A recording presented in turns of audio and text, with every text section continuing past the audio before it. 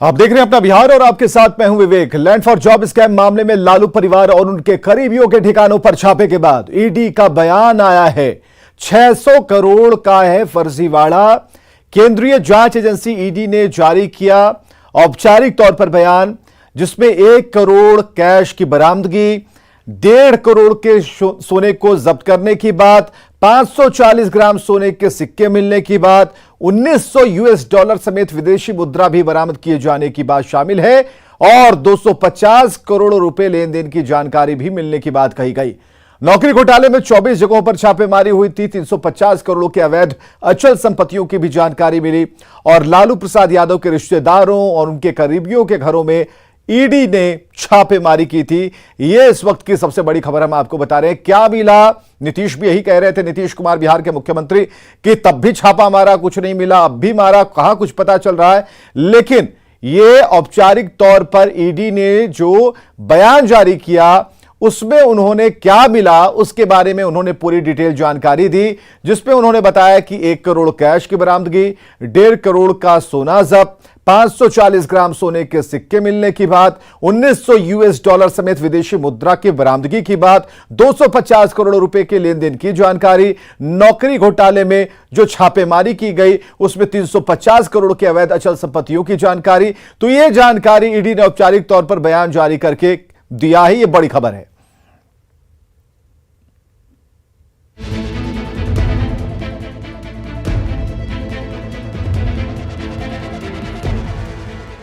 Land for job मामले में ED की कार्रवाई के बाद लालू फैमिली की मुश्किल बढ़ती हुई नजर आ रही है।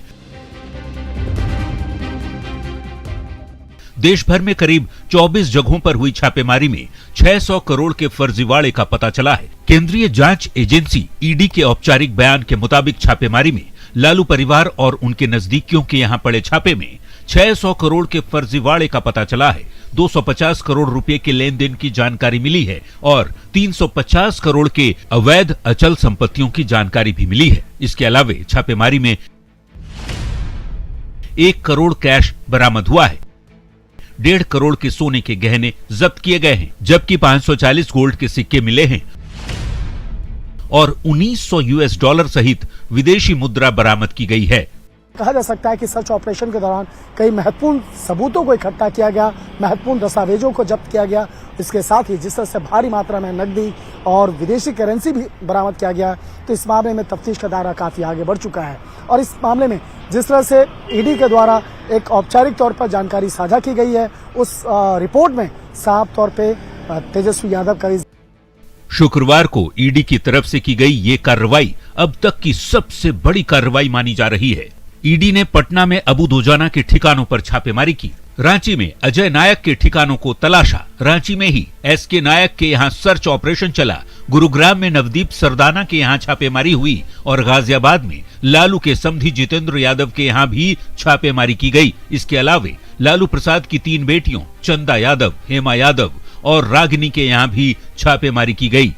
जाहिर सी बात है, छापेमारी में हुई बड़ी रिकवरी और लेन देन का पता चलना लालू परिवार और उनके नजदीकियों की मुश्किल बढ़ा सकता है।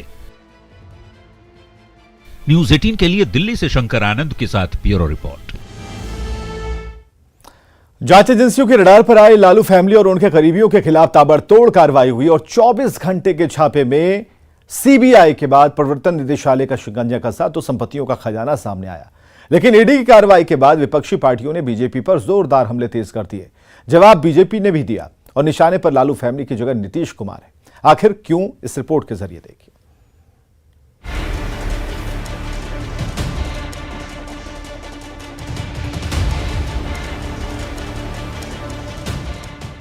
लैंड फॉर जॉब मामले में ईडी और सीबीआई की फांस में जकड़ी लालू फैमिली के लिए मुसीबत कम होने का नाम नहीं ले रही। शुक्रवार को ईडी ने पटना, दिल्ली सहित देश भर में ताबड़तोड़ 25 ठिकानों पर छापेमारी की, तो शनिवार को संपत्ति से जुड़े सबूतों के आधार पर सीबीआई ने डिप्टी सीएम तेजस्वी यादव को पूछताछ के लिए समन जारी किया। हालांकि पत्नी के स्वास्थ्य कारणों का हवाला देकर तेजस्वी सीबीआई के समन के बावजूद पूछताछ के लिए पेश नहीं हुए। तेजस्वी को सीबीआई अगले 4 दिनों में समन भेज सकती है। नए समन पर भी यदि तेजस्वी पेश नहीं हुए तो फिर उनकी मुश्किलें बढ़ सकती है।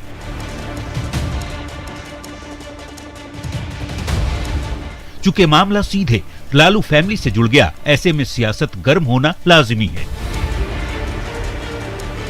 दिल्ली टू पटना सियासी तीर ऐसे चले कि पूछिए मत।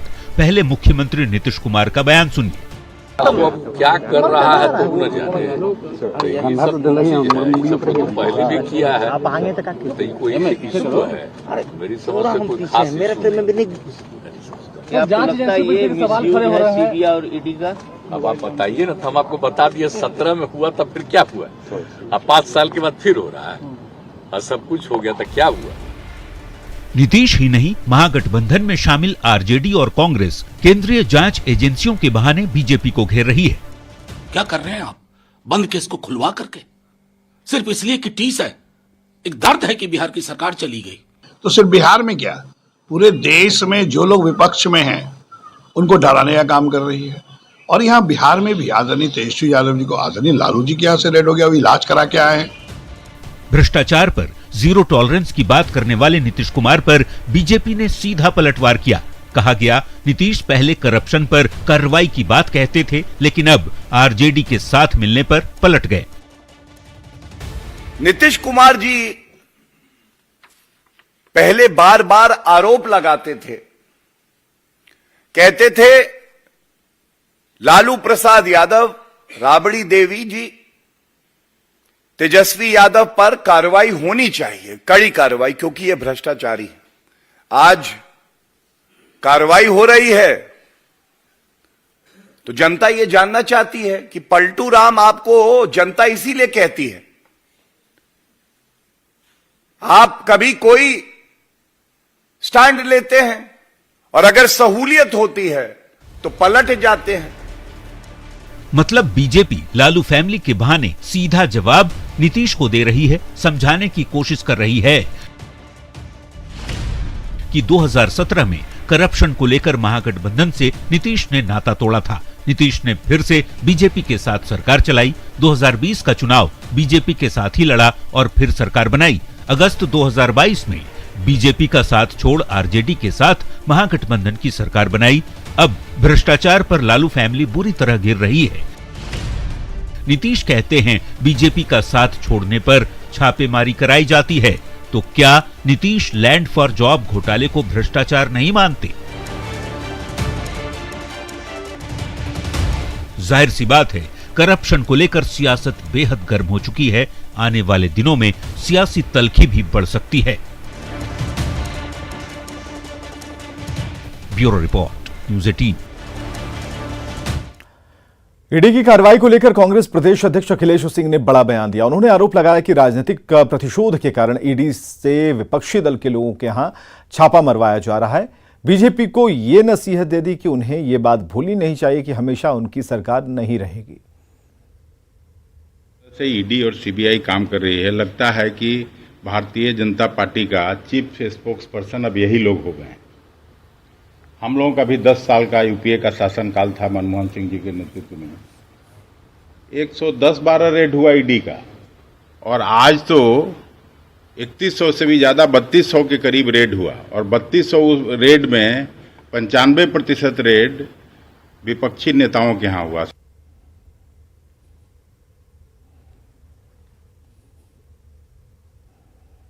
कि जिस तरह से ईडी और सीबीआई काम कर रही है,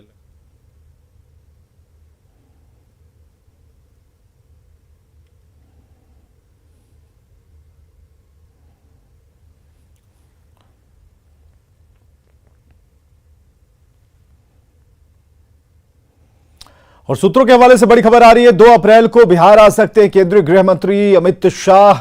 सम्राट अशोक की जयंती में शामिल होंगे अमित शाह। सासाराम में यह सभा होगी और जहां पर उनके शामिल होने की खबर है। नवादा में लोकसभा प्रवास कार्यक्रम के तहत होगा दौरा और सभा को अमित शाह संबोधित भी करेंगे और बीजेपी ने इसके लिए तैयारियां शुरू कर दी हैं। तो ये हम आपको बता रहे हैं कि ये बड़ी खबर इस वक्त हम आपको बता रहे हैं 2 अप्रैल की तारीख होगी जब अमित शाह का दौरा होना है और अमित शाह का बिहार दौरा होगा। तो लगातार इस खबर पर हमारी नजर बनी हुई है। हालांकि बीजेपी के नेता इस तैयारी को, इस आयोजन को और भी व्यापक तौर पर बनाने में लगातार जुड़े हुए हैं और दिन भर की गहमा गहमी और बिहार की बड़ी खबर हम लगातार आपको बता रहे हैं। सूत्रों के हवाले से जो बड़ी खबर आ रही है अमित शाह के बिहार दौरे की, 2 अप्रैल को बिहार आ सकते हैं अमित शाह, ये बड़ी खबर है। सम्राट अशोक के जयंती समारोह में वे शामिल होंगे और जयंती समारोह को और भी भव्य बनाने की तैयारियां बीजेपी कार्यकर्ताओं की तरफ से की जा रही है। जयंती समारोह में शामिल होंगे और उनका संबोधन भी होगा इस कार्यक्रम में। नवादा में ये आयोजन होना है और ऐसे में अमित शाह एक बार फिर बिहार आ रहे हैं। और शैलेंद्र हमारे साथ फोन लाइन पर। शैलेंद्र, क्या खबर है? जब महागठबंधन की सरकार बनी थी, बीजेपी से नीतीश कुमार अलग हुए, तो उस वक्त ही ऐलान हुआ था कि हर महीने अमित शाह या बड़े नेता का दौरा होगा। अभी अमित शाह का दौरा हुआ था बिहार में और फिर जो जानकारी मिल रही है 2 अप्रैल को अमित शाह बिहार आ सकते हैं।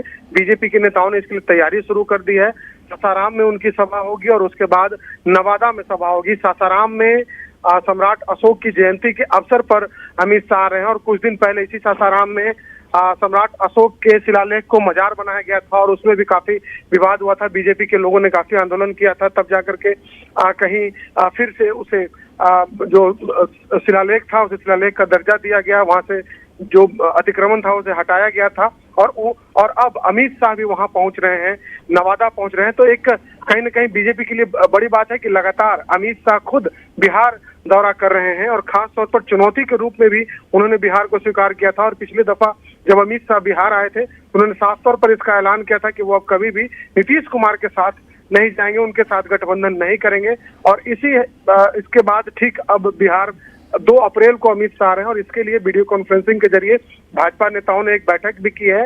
2 तारीख संभावित है, एक दिन आगे पीछे भी कार्यक्रम हो सकता है, लेकिन फिलहाल जो जानकारी मिली है उस जानकारी के अनुसार 2 अप्रैल को अमित शाह बिहार आ सकते हैं। बीजेपी ने इसके लिए बड़ी तैयारी शुरू कर दी है। बहुत बहुत शुक्रिया शैलेंद्र तमाम जानकारियों के लिए।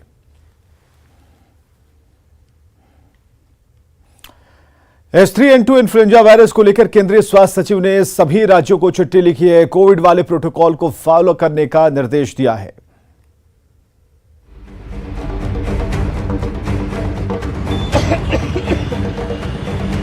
आजकल सर्दी, जुकाम, खांसी और बुखार के मामले काफी संख्या में आ रहे हैं।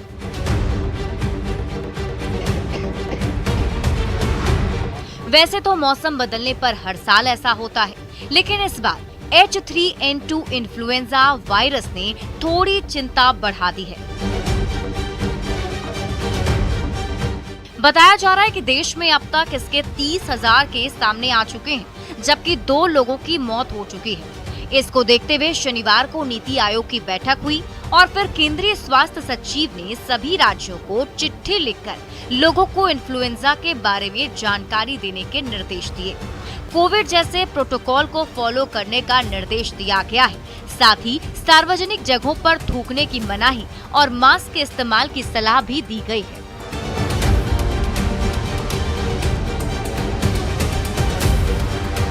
अब ये समझिए कि H3N2 इन्फ्लुएंजा के लक्षण क्या हैं। इसमें तेज बुखार होता है, तेज सिर दर्द होता है, पूरे शरीर में दर्द रहता है, गले में दर्द रहता है, तेज खांसी होती है और सर्दी जुकाम से परेशानी होती है।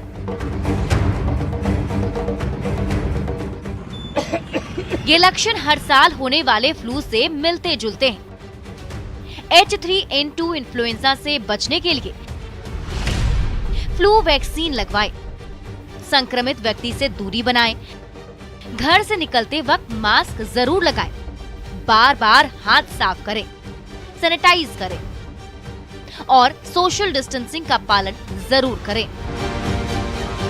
मतलब कोविड के समय जैसी सावधानी बरती जा रही थी वैसे ही खुद को बचाना है, क्योंकि सावधानी ही बचाव है। न्यूज़ 18 के लिए दिल्ली से फराह खान के साथ ब्यूरो रिपोर्ट।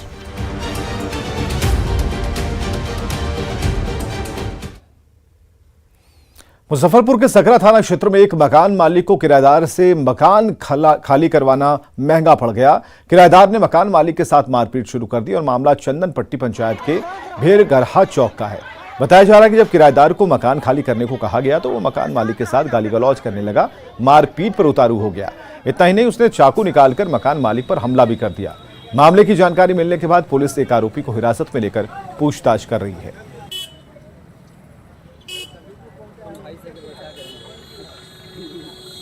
हम 3 साल पहले जमीन खरीदे, उसको खाली करने के लिए बोल रहे हैं, नहीं कर रहा है। 3-4 बार पंचायती भी हुआ है, वो लोग नहीं जाता है पंचायती आदमी। तो अभी क्या यहाँ हुआ है? अभी हम बोले कि हमको जमीन चाहिए, हम भी किराया में रहते हैं। वो लोग बोला खाली करने के लिए, तो हम अपना भी खाली करने के लिए गए तो वो लोग मारपीट हमको साथे किया। वो बाप बेटा दोनों मिलके हमको मारा है। बाद में उसका मम्मी आई, सबको मारा। 3 साल का एग्रीमेंट किया था इनके साथ नहीं सर, जमीन मालिक के साथ किया था 3 साल का एग्रीमेंट। अब ये फ्रॉड कर रहा है। अच्छा, हाँ, इस कारण मारपीट भी किया है, खाली नहीं कर रहा है। मकान मालिक के साथ धमकी भी दे रहा है, चाकू भी मार दिया है, इसलिए इसको उठा के ले जा रहे हैं। पटना में बेउर थाना क्षेत्र के महावीर कॉलोनी में LNT के गोदाम में आग लग गई। इसमें गोदाम में रखे PVC पाइप को सबसे ज्यादा नुकसान हुआ है। आग लगने के बाद पूरा इलाका धुएं से भर गया। काफी देर तक इलाके में अफरा तफरी रही। भीषण अगलगी की वजह से LNT के गोदाम में रखा लाखों का सामान सुहा हो गया। आग लगने की सूचना पर दमकल की गाड़ियां पहुंची और काफी मशक्कत के बाद इस आग पर काबू पाया जा सका।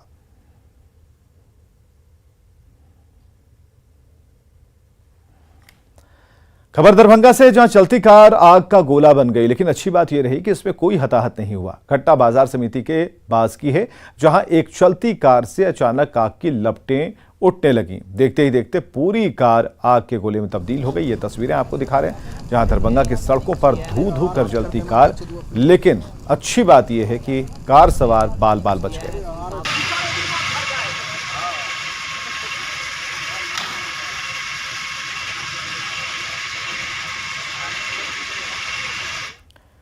पटना के जेठुली कांड में पुलिस की टीम ने 4 आरोपियों के घर की तलाशी ली है। कोर्ट के आदेश पर पुलिस की टीम मौके पर पहुंची और मामले में जेल में बंद आरोपियों के 4 घरों की तलाशी ली गई, जिसपे किसी के घर से कोई भी हथियार बरामद नहीं हुआ है। और आपको ये बताएं कि 19 फरवरी को नदी थाना क्षेत्र के जेठली गांव में पार्किंग के विवाद में 2 गुटों में जमकर मारपीट, गोलीबारी और आगजनी की घटना हुई थी, जिसमें 5 लोगों को गोली लगी थी। इसमें 4 लोगों की मौत हो गई थी। आक्रोशित ग्रामीणों ने आरोपी उमेश राय और उसके समर्थकों के घरों को निशाना बनाते हुए उनके घर और गाड़ियों को आग लगा दी थी। पुलिस पर भी पथराव हुआ था और इस मामले में अब तक कुल 23 लोगों की गिरफ्तारी हुई है। वहीं इस मामले में कई और भी लोग जो हैं वो फरार चल रहे हैं, जिनकी तलाश हो रही है। कांड हुआ था, उसके लिए हम लोग सर्च वारंट के साथ आए हैं और बेसिकली आर्म्स एंड अम्यूनेशन के लिए, इलीगल आर्म्स एंड अम्यूनेशन के लिए सर्च वारंट इशू हुआ था और उसी के तहत 4 प्रेमाइसेस का ऑर्डर आया है कोर्ट के थ्रू और उसी के लिए हम लोग सर्च वारंट किए हैं और अभी तक ऐसा कोई भी अवैध हथियार बरामद नहीं हो पाया है। मुंगेर के बाजियापुर गांव से प्रेम प्रसंग का एक अजब गजब मामला सामने आया, जहां प्रेमी ने अपनी गर्भवती प्रेमिका से शादी तो रचा ली, लेकिन उसे अपने घर ले जाने से मुकर गया। बताया जा रहा है कि 2 साल से दोनों का प्रेम प्रसंग चल रहा था और इसी दौरान प्रेमिका गर्भवती हो गई। जब उसने अपने प्रेमी पर शादी के लिए दबाव बनाया तो प्रेमी ने उससे शादी भी कर ली, लेकिन अब लड़की को ससुराल में घुसने नहीं दिया जा रहा और ऐसे में प्रेमिका धरने पर बैठी है। का मामला है, वो मेरे घर जाता था। हम जब गर्भवती रहे तो उसको हम खबर किए तो बोला 4 महीना होगा तब हमसे आप शादी करेंगे। तो मेरा समय बीत गया, 6 महीना आज बीता। तो हम उसको खबर किए तो रनगांव गया तो उसको बोले शादी करना, बोला ठीक है। वो शादी रनगांव में किया तो मेरे घर गया तो घर में भी मंजूर था, सबके सामने भी बोला हाँ हम इसके साथ किए। और जब यहाँ आया तो मंजूर हट रहा है। ये घर नहीं जाने देता है। कौन नहीं जाने देता? लड़का का जो अर्जन है। किसके यहाँ शादी हुई थी? मनोज के। कब हुई थी? 2 तारीख। अभी क्या परेशानी आई थी, जाने नहीं देता।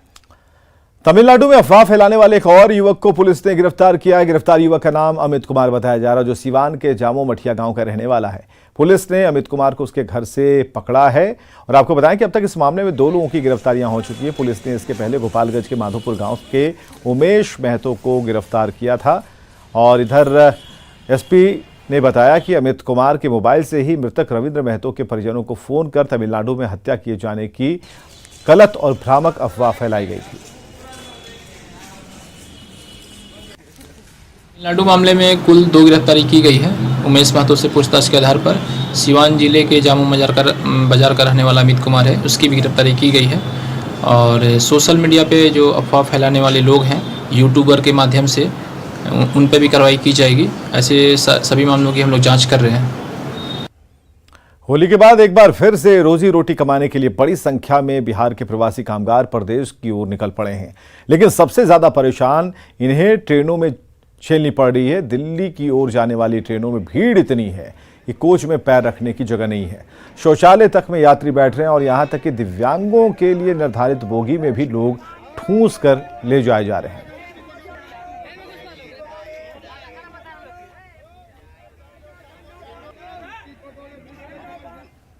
और खबरें लगातार जारी हैं, बने रहे हमारे साथ।